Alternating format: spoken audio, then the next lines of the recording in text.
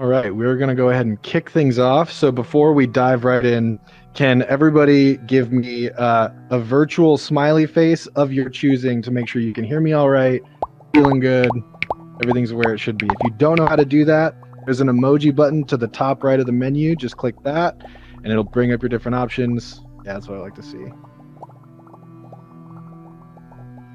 Awesome. Well, welcome to Tech Talk. I'm excited to be back. This is a virtual talk show with the leaders in tech in terms of thinking and developers and artists and all range of subject matter experts and people that it's great to learn from. And today we have a super amazing guest named Rodney Ascher, who is the director of Room 237 and most recently Glitch in the Matrix, which I'm sure many of you have seen, but we're going to dive into more and tread lightly around any potential spoilers. This episode is brought to you thanks to NIGHTSTREAM Festival. NIGHTSTREAM was created by 4 of the top genre film festivals around the country, who in 2020 came together to produce a collaborative online film fest to raise money for filmmakers and charitable organizations alike. This year's fest kicked off yesterday and runs through October 13th, so be sure to check out the full lineup of horror film premieres and events at nightstream.org. And with that, please join me in a massive round of emoji applause for Rodney.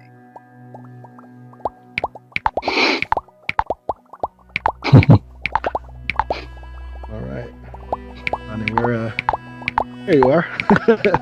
Hey Thanks guys, for being thanks. here. Hey Jesse, yeah, this is pretty good. This is pretty great. Yeah, isn't it? It's always like the best thing seeing the like emoji applause visibly kind of streaming off of everybody's heads.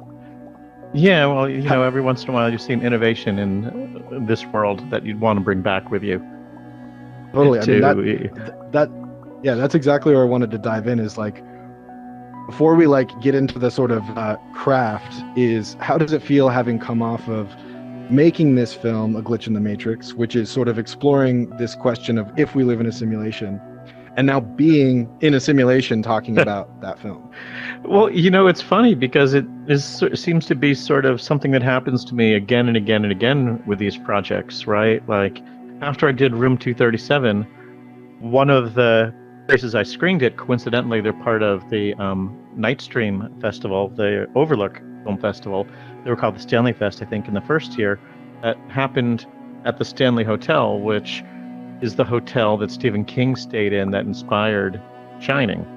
So I found myself in a van with Leon Vitali, who is Stanley Kubrick's right-hand man and the voice of the guy in the red cloak and Eyes Wide Shut, as well as Mick Garris, who worked closely with Stephen King and directed the TV version, on a tiny one-lane winding mountain road on the way to the Overlook Hotel, because I had been thinking so actively about The Shining for so many years.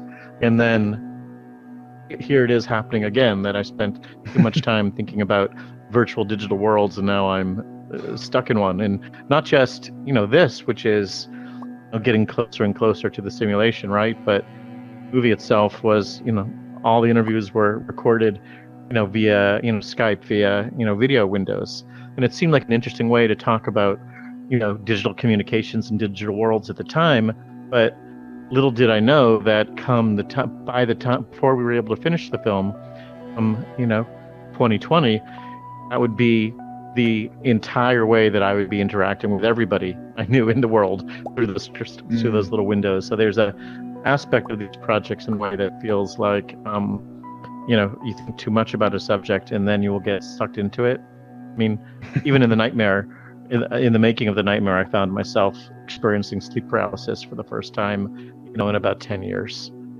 So it's a trap. Yeah, it's almost like this director's form of method. It's like method directing. Yeah, at a certain point you become the subject, right? It sucks you in and takes over your life. It's pretty crazy that way.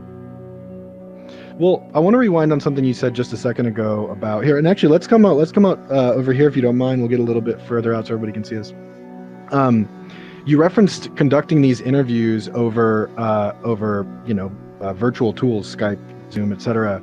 Did you find that was that led to different I don't know, a different experience of that interview process, a different experience with the subjects? Were you surprised in any way by that? I don't know. I mean, I've done it a few different ways, right? That, in 237, it was all phone interviews, though I guess there was Skype voice only. I mailed people digital recorders to record themselves as they talked. And I did find that, the conversations were able to go longer and people were able to go deeper and maybe more introspective than they might in a conventional talking head interview, though, I guess, to argue against myself, and which I find myself doing a lot. In The Nightmare, we interviewed people.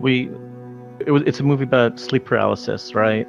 And people who experience this strange state of consciousness while they're hovering between being awake and being asleep. And we recorded those interviews. We filmed them, and we traveled to meet people, and we would record at night in their bedrooms. To try to be in the time and place where this kind of thing happened. We had pretty good luck, I think, that way too, in that experience too. I think if you're patient, and I mean, the one thing I find, when I'm interviewing people, and I imagine it's the same for you, is, the more time I can spend without saying a single word, allowing the other person to talk, the better I'm doing. Especially if you have emoji reacts, so that you can get the I'm here with you, not saying anything. Yeah. So I want to rewind a little bit on The Nightmare, because there's something that I believe Jonathan Lethem says in A Glitch in the Matrix, which is that we all have this experience of kind of jolting awake from dreams and kind of sort of coming to from this other reality, and whatever that experience was, it's this or human experience, which leads me now to wonder, based on what you're saying, was the impulse to create this movie, A Glitch in the Matrix, born of some of the work that you were doing in The Nightmare, or was it kind of something more accidental or sort of incidental? No, it absolutely came out of The Nightmare in a way that's actually very direct. I can look backwards and feel like it seems like a very natural progression, because the other films are about people wrestling with mysteries and the sort of thin wall between fact and fiction, and in particular genre fiction. But there's actually a person I was speaking to, who had experienced a lot of sleep paralysis and had seen a lot of those, sort of shadowy ghost figures, those shadow men, while he was in there. And he asked me point blank, do you know what simulation theory is? And didn't at the time. This would have been, I guess, 2014. And he gave me the short version of it, and then explained that what he thought those shadow men were the engineers of the simulation, the people checking in on the experiment. And that put me into the multi-year rabbit hole that eventually became Glitch in the Matrix. And what was the research process like before you started conducting interviews with people? Obviously you have Nick Bostrom in the film, so that makes a ton of sense. What other type of research were you doing to kind of get prepared to be able to, conduct interviews in a way that would yield the type of rich narrative content that ended up in the film? Yeah, it's funny because, I think maybe a lot of the research doesn't actually get into the film. It just goes to making you feel more confident to step into the world. Because for me, what was most important and most interesting were the firsthand experiences, of people, who believed in it or had really strong personal ideas about the possibility. And for that, I don't really need to know much other than to be able to ask them, well, where were you in your life when you started to think about this, and when you break it out, how does that work? But getting to that stage, it's funny. The research probably went across at least 3 tracks. I read as much of the science as I could get my head around, which is not a ton. At a certain at a very early stage, talking about quantum mechanics or Planck's constant or the holographic universe is pushing up against the limits of my bachelor's degree in arts as far as understanding the hard science. But I was able to get my head around some of the loose concepts. It was also, since I knew that Philip K. Dick figured really largely in the story of simulation theory entering our culture, as an idea, even if a fictional one. I read, about a dozen of his books and watched, every movie adaptation, including some of the, lesser known ones like Screamers or Paycheck. Screamers is an interesting one. Paycheck, maybe less so. And then I would, pour into like Eric Davis, who appears in the book, and I think you might have been confusing him with Jonathan Lethem because they worked together on Philip K. Dick's exegesis. But Eric Davis is a really interesting guy who wrote a book called Technosis, and he's sort of the kind of guy who can, go deep on, sort of the surprisingly thin line between, science and magic, technology and metaphysics, which is a place where that book goes. And when, he was introduced to me actually by my friend Tim Kirk, who produced Room 237 and has been a collaborator forever. And he knew Eric somehow. I forget what his connection was. And when I realized that he was one of the editors of Philip K. Dick's exegesis, which was between writing like 10 books a year for a decade, in his spare time, he wrote 8,000 pages trying to understand this sort of gigantic quasi-religious like epiphany that hit him one day after dental surgery. And after it, he found himself struggling to understand, ideas about, man and the universe. And he tripped over. And what was especially interesting to me, especially because of sort of the nature of these films, talking about, fact bleeding into fiction and vice versa, is that at a certain point he started to think that, or started to remember that his fiction was inspired by, the reality of how things are. And if you look at his stuff, like he has a book, I'm At a Joint, from 1959, which is about a simulated world.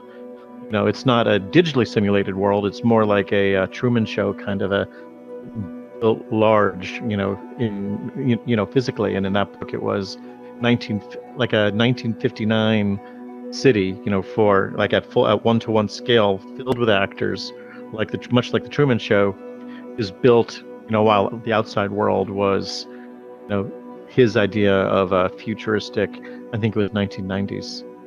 So between, watching all the, simulated world fiction, especially from the 90s, but going back and forth a little bit too, boning up on Philip K. Dick, some science, some mysticism, as well as, deep into, kind of, well, like the glitch in the Matrix Reddit thread and stories of people who have seen evidence, tried to collect evidence and discuss it and share it, looking for glitches, right? Like, the Mandela effect was also a big milestone in this, and in a really interesting way, Philip K. Dick talked about, he didn't have the word Mandela effect, but he talked about people changing the past and only some of us recognizing how things used to be. He had an example of, I think, a light switch that had moved from one wall to another, or changed from a light switch to a chain hanging down. And finding those kind of connections, was another, felt to me like a really important clue that I was on the right track when I was like, wow, Philip K. Dick predicted Mandela effects back in 1974.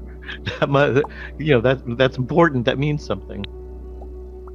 Well, and that's a really striking moment. This is, I as I said, I'm going to try to avoid any spoilers for anybody in the audience, although, in some sense, that's less of a concern in a movie of this nature.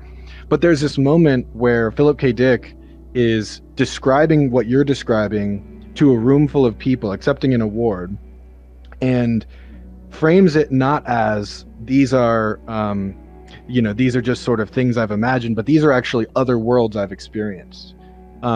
When you saw that, how, or did you know going into that video that that's what he was going to reveal? Like what, because that moment was so profound for me. And I feel like I was pretty well familiar with Philip K. Dick, and I'd never heard of that moment before. Yeah, well, I mean, that comes from a speech that he made in Metz, France in 1977, oddly, night after he saw Star Wars for the first time. and that speech is included in a book of his philosophical writings, and it's part of him trying to understand that experience, and he called that experience 2374 because it happened in March and April of 1974, and because weird coincidences and synchronicities have a way of popping up around these projects, I couldn't help but notice the eerie similarity between 237, the number of the hotel room in The Shining, and 2374, the event that changed Philip K. Dick's life. And that speech was a little hard to track down all over the internet. It was easy on YouTube to find this one excerpt where he says, "I believe we're living in a digitally created reality," and the clue, and you can only find, and the only clues of it are when things have changed. But it took some work to find the full speech, which was, ultimately, came from this French science educational company that I guess filmed the speech back in the day. And a guy did a earlier Philip K. Dick's documentary, had a copy of the entire thing. And then listening to the whole thing, there was one conception of this movie was, well, let's just take the speech and do a sort of illuminated version of it. Use graphics and archival footage and cutaways and reenactments to help visualize it, because listening to it raw is pretty challenging. But there are amazing ideas, within it, especially if you break it up a little bit so you can follow them. And there was stuff that didn't make it in either. Like there's a long time part of it where he's talking about the impeachment of Nixon. And, I was listening to it during the impeachment of our former president. So it really felt like time was collapsing in a strange way. Mm. You got me thinking when you said 2374. Is A Glitch in the Matrix your fourth feature? Is Wikipedia steering me correctly in asking you that? Well, it depends how you kind of qualify it, right? That it is my third it's the third feature that I directed on my own. Between The Nightmare and Glitch, I co-directed a film called the El Duce tapes, about this incredibly offensive, punk rock metal guy, El Duce, who a friend of Tim's had shot, like 80 hours of footage of him back in like 1992, and the footage had been sitting in a vault. And me and this and another filmmaker, David Lawrence, went through it and found a really interesting story buried in those VHS tapes. So that's a co-directing movie based on someone else's footage, and I've done different shorts or a piece of this movie. So third or fourth, depending how you count. Yeah, I was just trying to reach for that like synchronicity thing of like all the numbers rack up.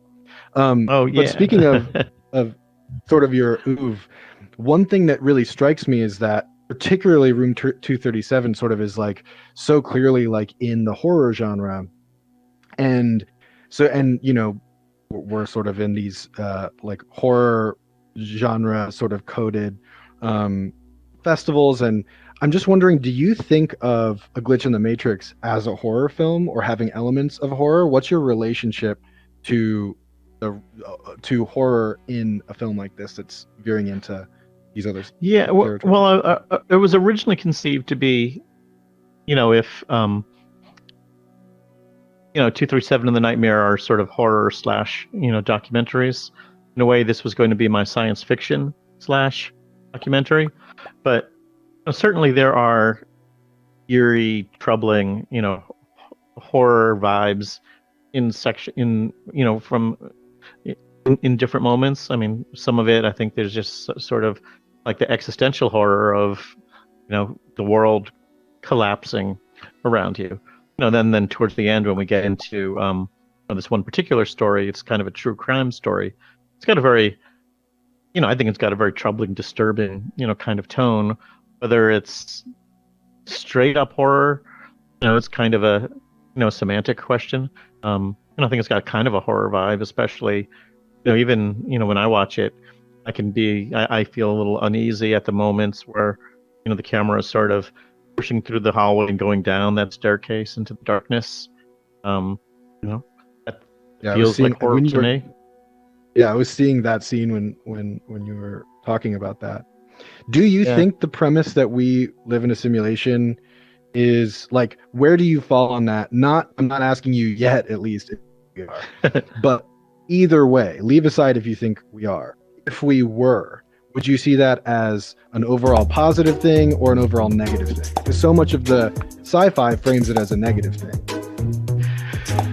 Yeah, well, I mean, it's easy for me to argue either way.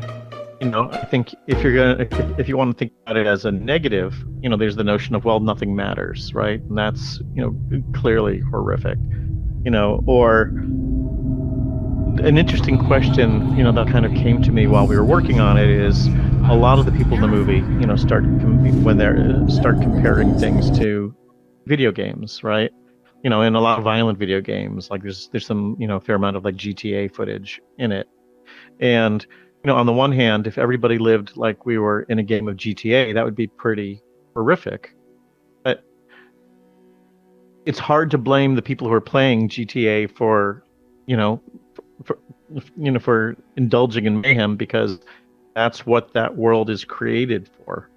That's the way that's the all the incentives within the game are guiding you that direction, which I think asks an interesting question of, well, what are the incentives in this world guiding us to do? So it's all about, well, if it's a simulation, what's the purpose of the simulation?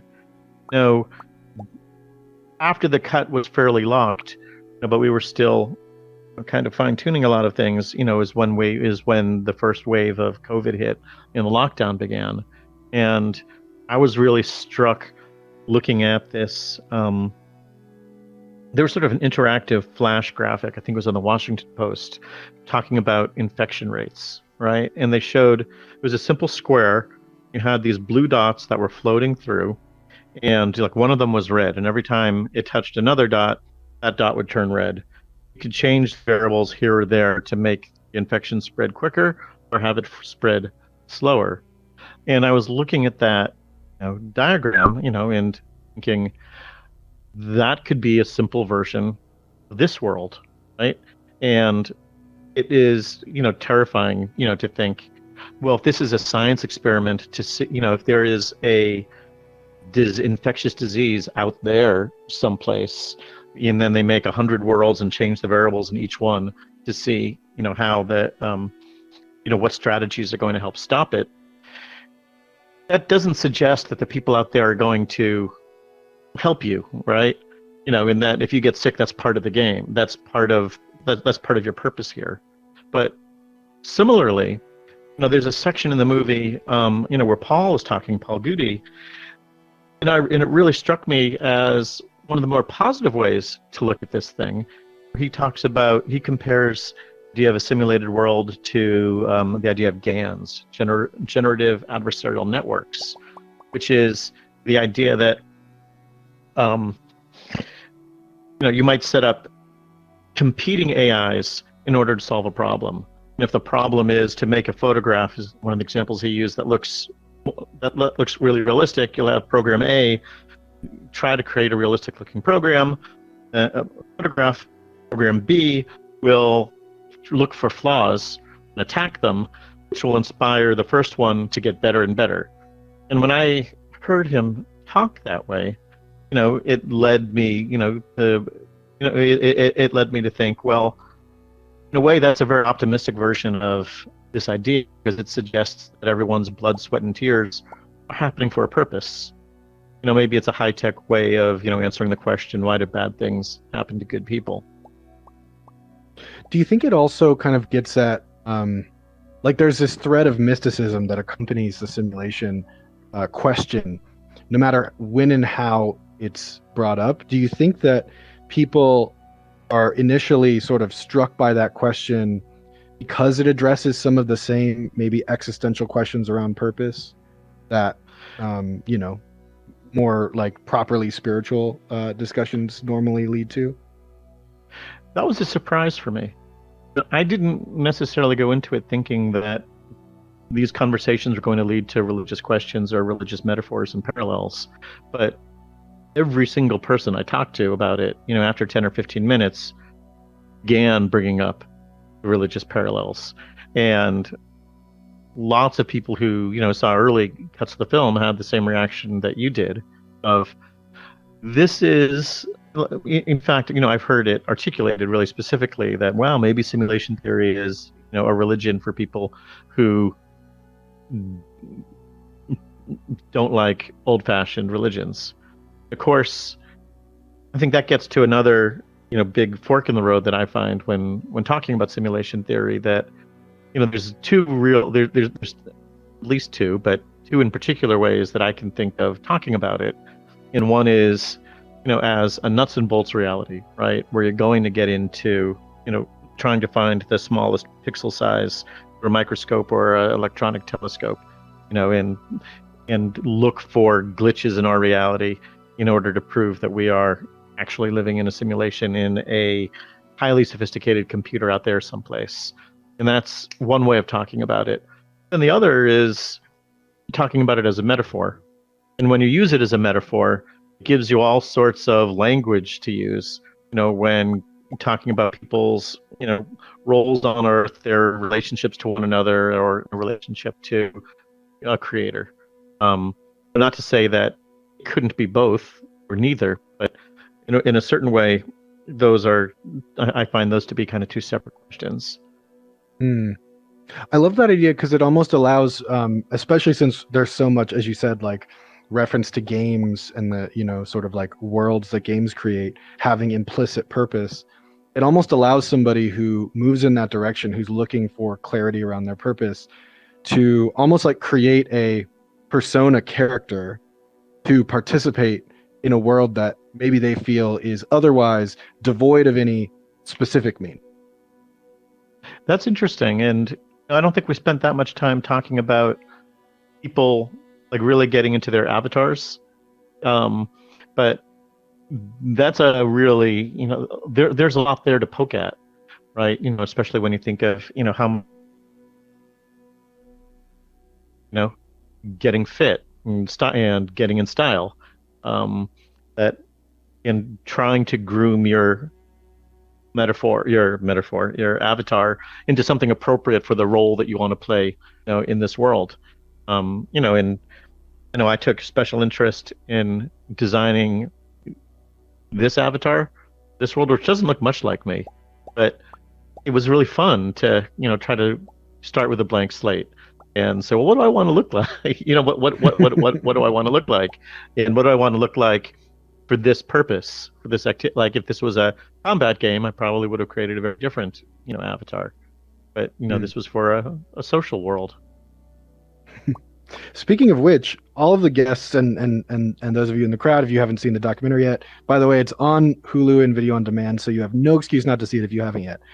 But all the guests in the documentary, or not all the guests, I shouldn't say, a number of the guests in the documentary are embodied as avatars. I'd love to unpack the sort of creative process behind that decision.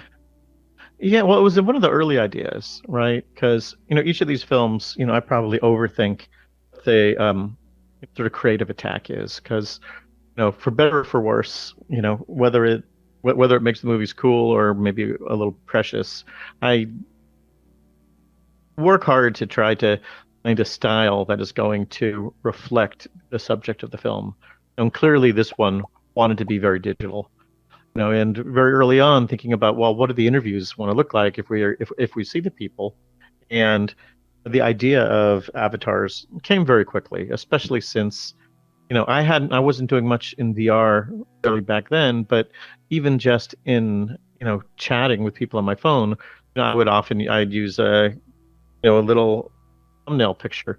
And sometimes it was a photo of me, or sometimes it was a card. Sometimes it was, Mechanicong from, King Kong Escapes, or sometimes it was, an obscure comic book character. I liked Mr. Mind, the evil intelligent worm from Shazam, and I would switch through finding different kind of characters that I liked, but they, I liked them as representatives of me.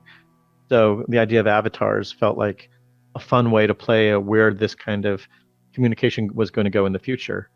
And technically, it was also a kind of fun process where I would do regular Skype interviews, with folks, and then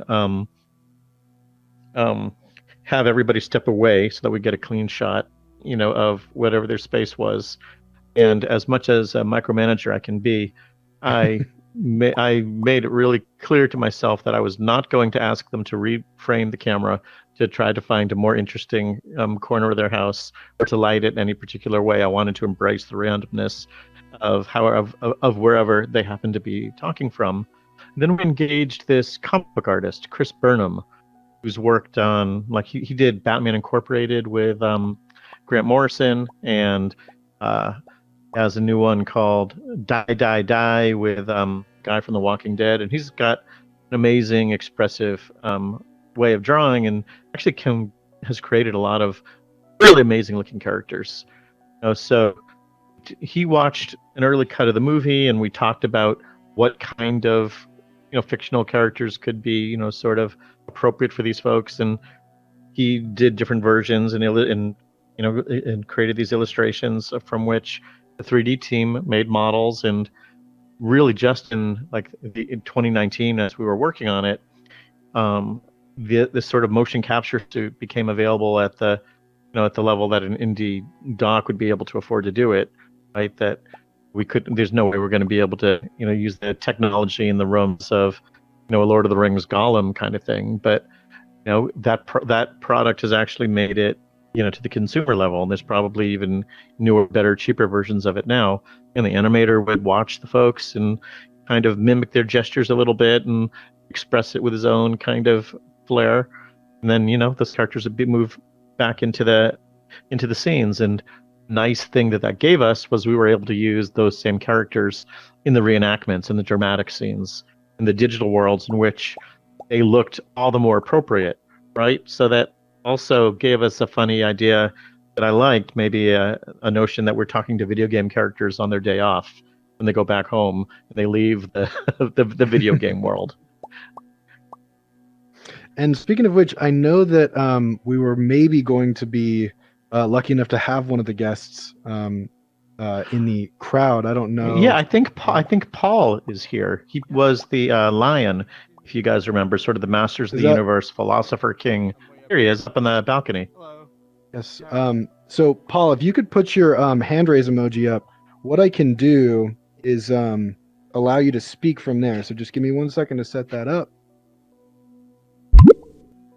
So if you go ahead and put your hand raise emoji, or click the raise hand button that just emerged down on the bottom right. Okay, I think I did it. All right, you should be live. Go ahead and try it out.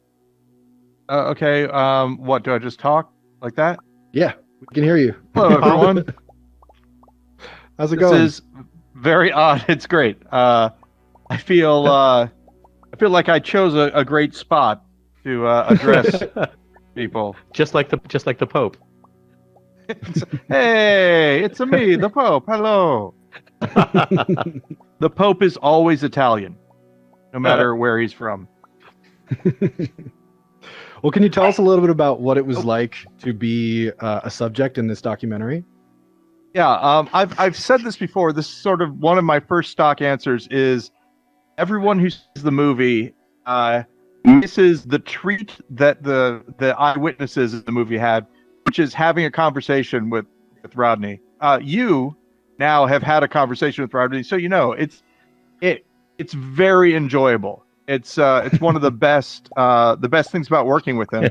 It's just, I would look forward to every time that he would call me. I knew that we would have a good conversation and it'd be fun. And that's, I mean, for me anyway, that's really kind of the best thing. Was I had already seen Room 237, had seen The Nightmare. I was a big fan of his work, so the chance to work with him on something that I was really passionate about was crazy and awesome. That's awesome. And can you tell us a little bit about who your avatar was in this documentary? Yeah, my avatar in this, I was, and had I thought of it, I would have tried to recreate it here. I didn't really even, but he was sort of a lion-looking, as Rodney put it, exiled philosopher king. So, and I don't know if I've ever mentioned this to you, Rodney, but when I first saw it, I thought it was Hanuman because the lion is very monkey looking. Oh, that's because he's a interesting. humanoid. Yeah. Yeah. But yeah, and it was really cool. I have just a minor anecdote that I met the guy who did the motion capture of me in a situation kind of like this, where we were both avatars talking about him being my avatar in the film. So that was kind of crazy. Yeah, well, I remember, at Sundance had a VR event kind of like this, because the festival was, closed to physical showings and parties that year. And the craziest thing was I was speaking to this one critic in something very much like the way we're talking, and I was asking about the avatars and said, well, why did you use those avatars in the movie? And I'm just like, look around at where we are. I mean, this is the world that we're moving into. Totally. Yeah, and I just have to say, Sundance's avatars had nothing on the ones here. These are 10 times better. Technology moves fast, right? Indeed. And Altspace has done a great job. I do want to take this moment to thank Jess and thank everybody at Altspace, in addition to everybody at NIGHTSTREAM and all the festivals, for putting on this sort of awesome event and creating this space. So let's give them a round of applause real quick. And also a follow-up round of applause for Paul for not only being here, but picking the absolutely perfect spot to be able to addressing us about all things simulation. So I can keep going with questions. As those of you who know me, I can just kind of constantly throw new questions out. I do want to leave some time for Q&A. So I've already now enabled hand raising. And so as if you go down on your bottom right, there's a little hand raise emoji. I'll be able to see you come up and do what I just did with Paul and put you on the megaphone so that everybody can hear you from wherever you're standing. You don't have to come all the way up. So I'll give you time to do that and ask the one question that I definitely wanted to make sure I ask, which is probably not what you're expecting, which is, what is the conversation about simulation and about the idea of living in a simulation that people either never ask or seem to always get wrong from your perspective? The one that hardly ever comes up that I find really interesting is assuming that the simulation is something that's going to be created in the future, right? And even if the simulation has already happened, we're reliving the walk up to it. But that being the case, what major milestones do you see happening around us, towards building that simulation, right? And for me, one of the big ones is Google Earth.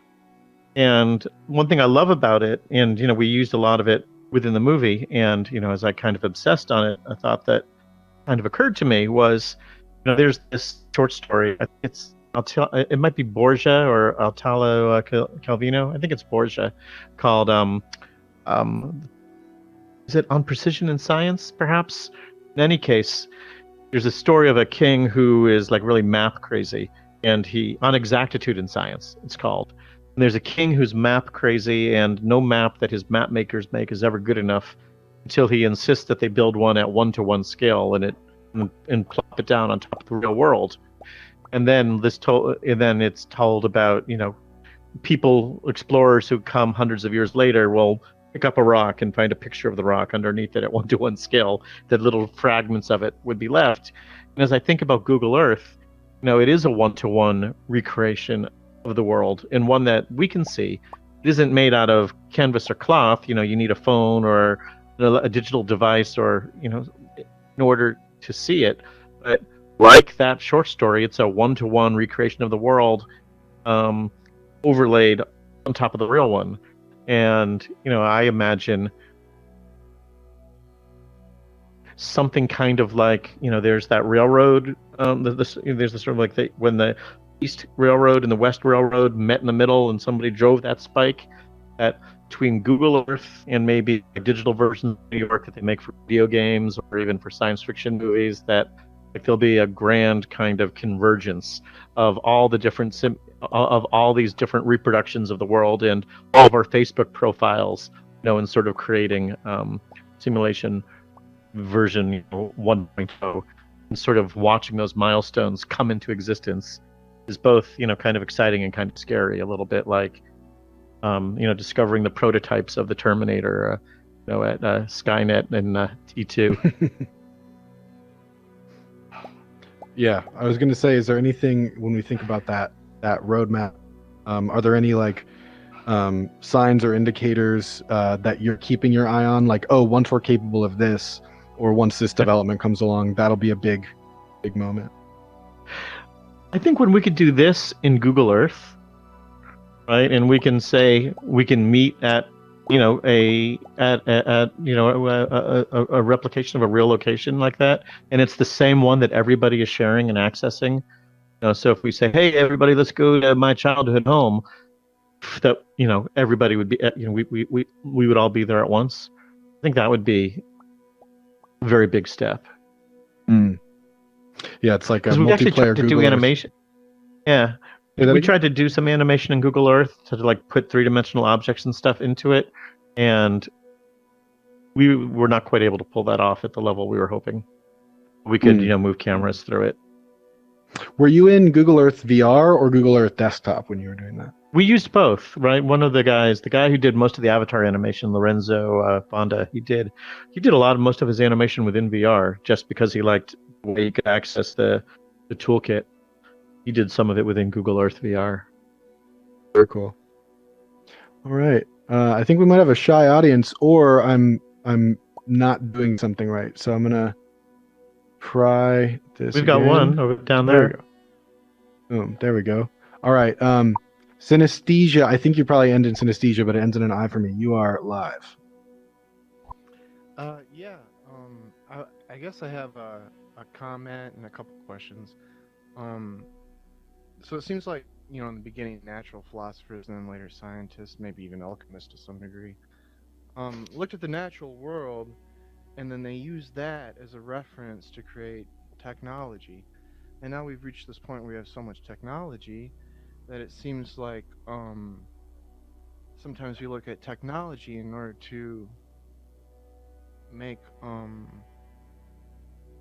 explanations for the natural world. And in reference to simulation theory, I wonder if you had any comments on that. If you don't, that's fine. And then also this idea of fiction and then fact, and the influence of fiction upon fact. Do you think that sometimes the creations of artists, whether it be literary or in the world of cinematics, I suppose that's been going on for 120 years, maybe something like that. Do you think that those, and especially when they interact to a large degree with the human populace, that somehow those thoughts actually manifest?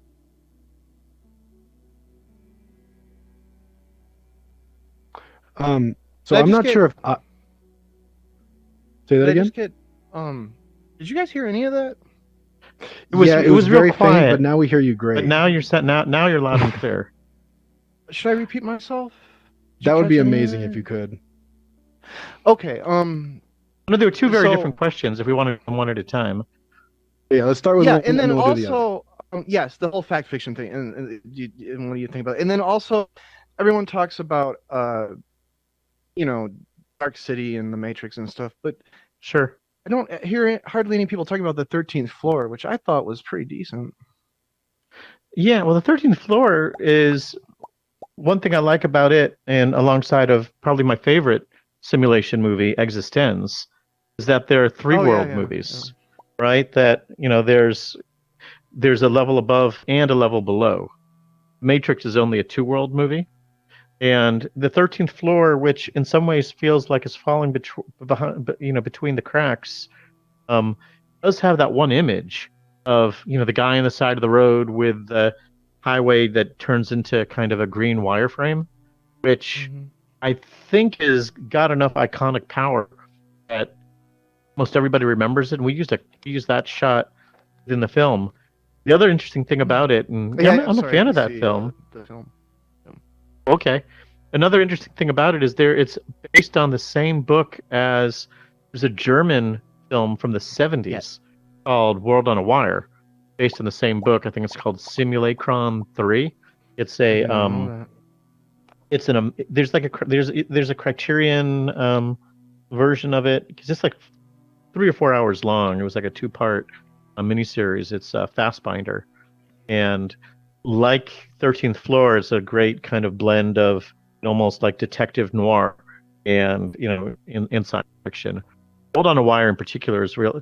One of the great things about World on a Wire that I've never seen an idea that's never I haven't seen in other science fiction movies is that the simulated world has an ambassador. That there's one guy there who knows that their world is fake, and he's there to like sort of when the people from above, when the creators come down, he's there to meet them and and show them around, which is a great conceit for a character.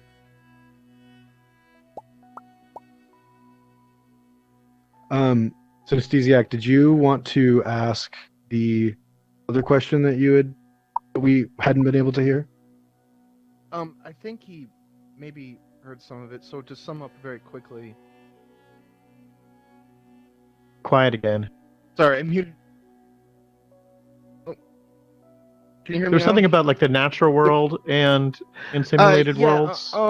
So for a very long time, natural philosophers and scientists, some degree alchemists, looked at the natural world and created technology from it. Now we look to technology for explanations for the natural world. I think simulation theory falls somewhat in that vein.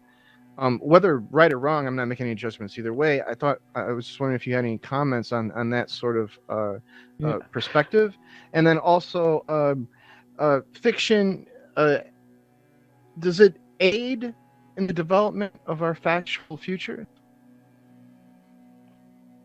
Well, as far as to your first question, I can say there was one sort of hypothetical character I had hoped to find. Right, like sometimes when I do these, I kind of imagine a person who would be the perfect kind of character for one of these movies, and we were not able to find this one. But I had read that in the development of of video games, in particular ones that work at gigantic scales, that that elements of these worlds could be created procedurally, right? That wouldn't need a designer to design every animal, every plant, every cliff face, every body of water, but that you could find the right algorithm and the game could generate that stuff itself. And I remember somewhere I read an account of there was a game designer working on that, and they couldn't find a formula or an algorithm where everything looked good until he read an article in Nature or like a zoology kind of magazine or something about plants grew, and they put that algorithm to the game, and everything took off, and it was like Project Genesis in Star Trek 2. And in my imagination, I was thinking of a character did something like that, and then would go on a hike, right, and look at plants and trees, and imagine that the same algorithm that he used in the game is helping the trees, break into branches, and the branches into leaves, and the leaves into stems. But that was like that hypothetical game designer who had that epiphany, I think might have been a character that I invented, and not one in the real world that we were ever able to find. And as far as like there's a section where Eric Davis talks specifically about do science fiction ideas inspire real world inventions, and sometimes that happens. And like in 2001, there's really interesting kind of moment on the side where one of the astronauts in the Discovery looks like he's reading the newspaper on an iPad, and clearly there's something to the fact that people want that. Before you can invent something, you need to be able to think of something, right? So, science fiction movie will visualize it. It will give you a target to aim at. But, sort of the bigger philosophical question of like fiction becoming true. Again, there was a really interesting example in the movie. Philip K. Dick talked about, one of his characters, met a woman who told him that his books were true, and then the same thing happened to him where he met a woman that told him his books were true, and then Chris Ware, the cartoonist, is in the film, and he talks about the same thing happening, where he wrote a story about a character who, in middle age, meets his long lost father, and then the father shortly died. And as he was working on that story, Chris, who had never met his dad, meets his dad in late middle age, and then the father died. His friends would tease him about, could you please write a story in which, I find $1 million. It seems like your stories are coming true.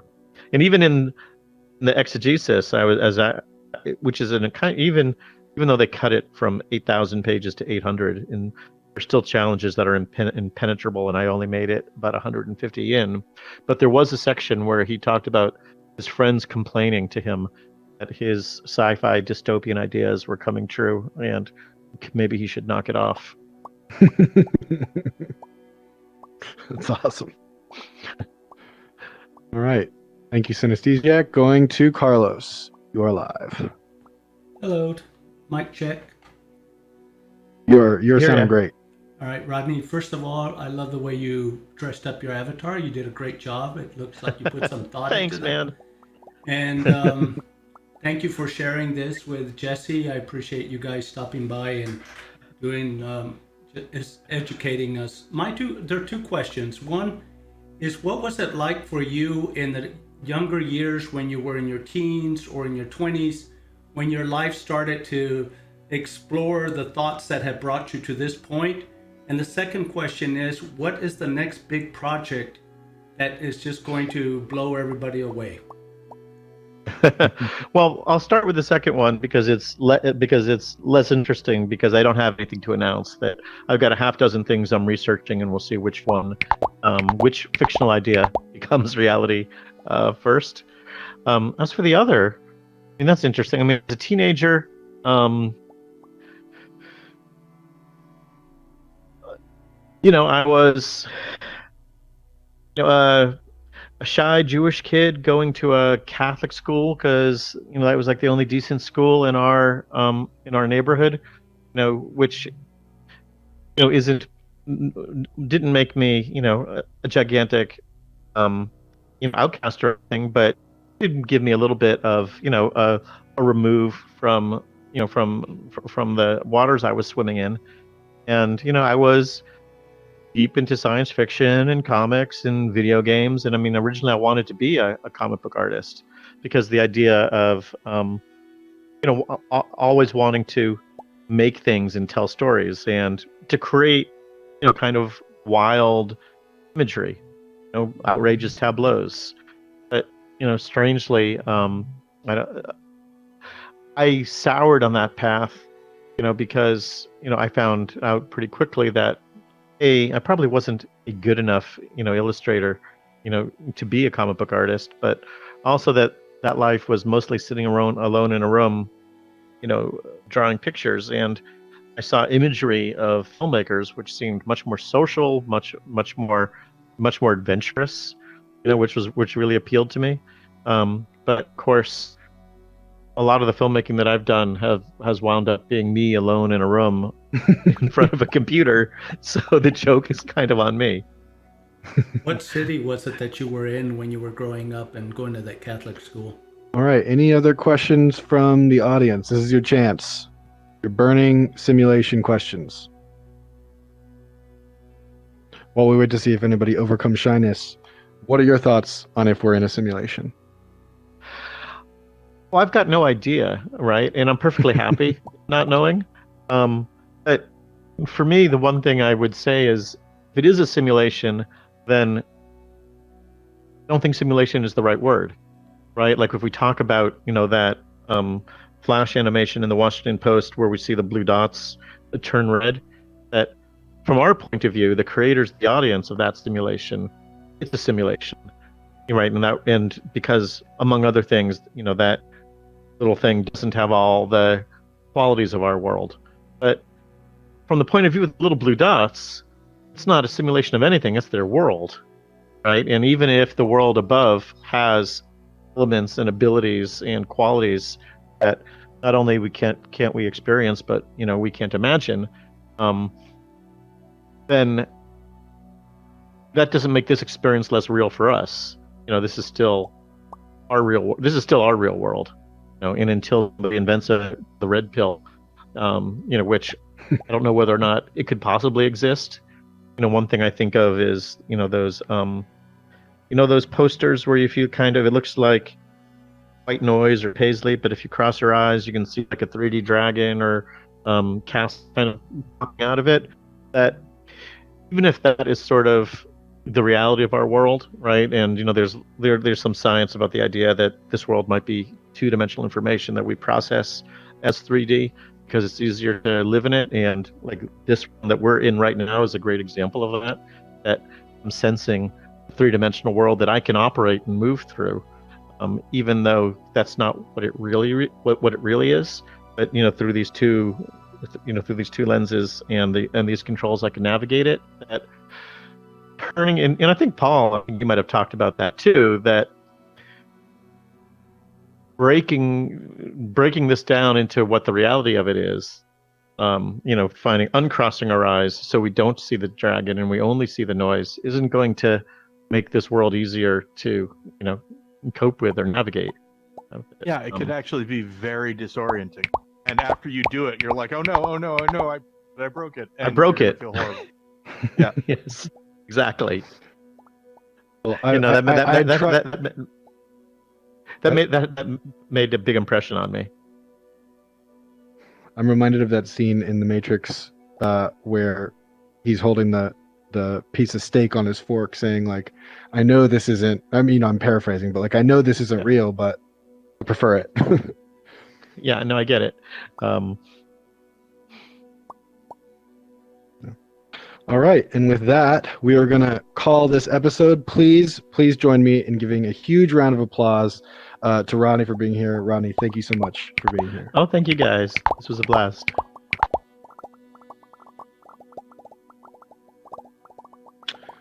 All right, so for everyone else, remember there is another solid week of NIGHTSTREAM programming. And Rodney, could you tell everybody it's Hulu, video on demand, anywhere else where they can find A Glitch in the Matrix? There is a Blu-ray, and the nice thing about the Blu-ray is we've got the entire. There's a couple of clips from this sort of 10-minute educational animated film from the 70s in which Orson Welles retells the tale of Plato's Cave, and we were able to get a print of the film from the Museum of Moving Image in Melbourne, Australia, and run a high-definition transfer of it. We've got that entire film on the Blu-ray. Amazing. So shout out to Orson Welles. For so many things. Yes. Legend. Thank you, everyone, for coming. Feel free to stick around and go to other worlds, but also make sure to go do awesome NIGHTSTREAM stuff. Thank you.